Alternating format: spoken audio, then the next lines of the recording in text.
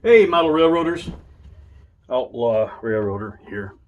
So, it's kind of a part two of the last video I posted up, where I had gotten these two model power E units in. I didn't buy them for the shells. I bought them for parts. And yeah, when they got here, I didn't know if they were going to run. Everybody tells you, eBay, wherever. Yeah, they run great. No, no, but that's okay because essentially all I really needed was a couple of these drive shafts and some other components. I mean, I figured it couldn't hurt, and I got these two as a pair for next to nothing. So, but I got them apart, and I never had any of these back in the day, back in the 70s, early 80s. At that point, I wasn't really paying attention to model railroading anymore. I was 16, 17, whatever.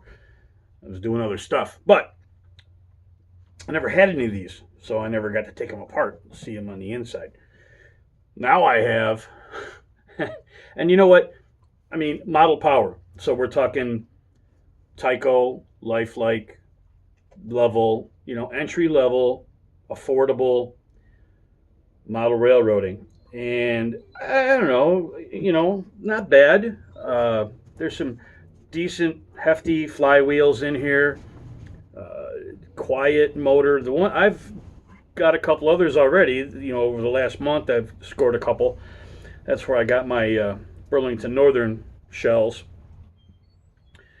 But I can see these things are 50 years old, and the plastic components that are in here that these little guys. I don't know if this is going to come up on the camera real well, but these yoke looking little thingies. These two are fine, but there have been quite a few that have come apart that they're not fine. So, and I highly doubt that stuff is going to be available anywhere. I wouldn't even know where to start looking for stuff for model power. So, I'm going to, for some of these, once I get the other model power E units with the Burlington Northern shells, once I get a couple of those done, running, solid, good, I will maybe look into another way to connect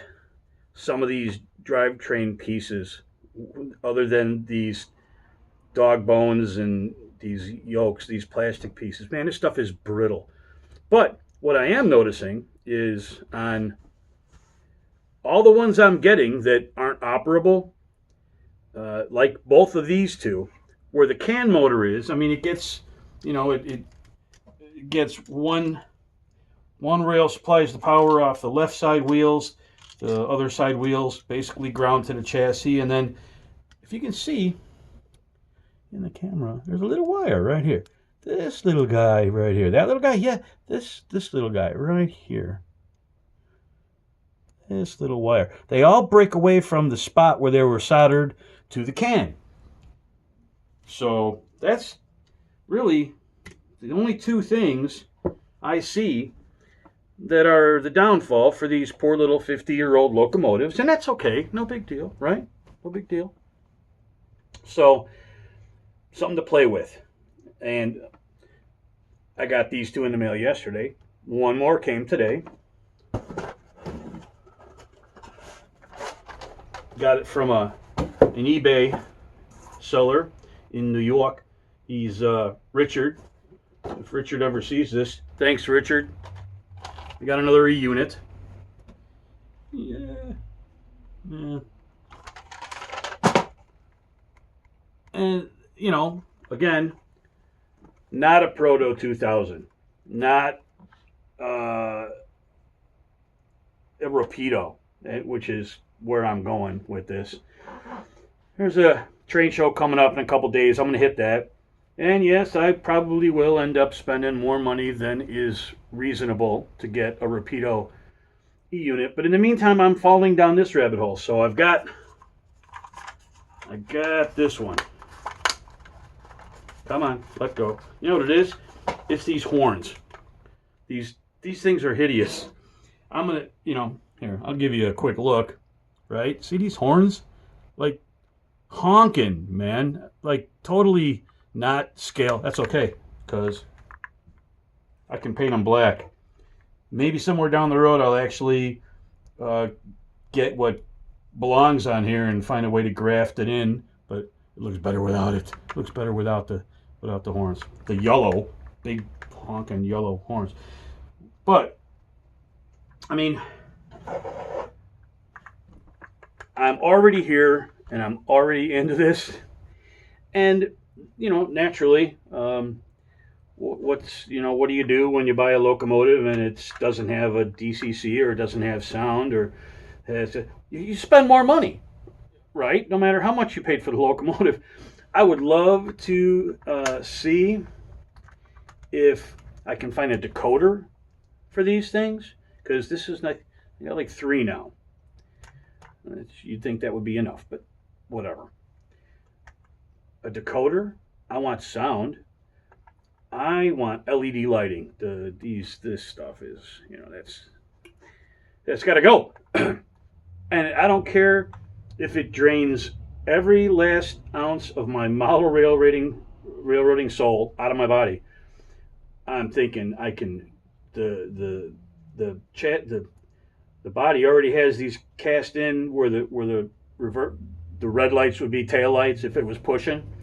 Drill them out, so instead of having a reverse light, which these locomotives I never had in real life anyway.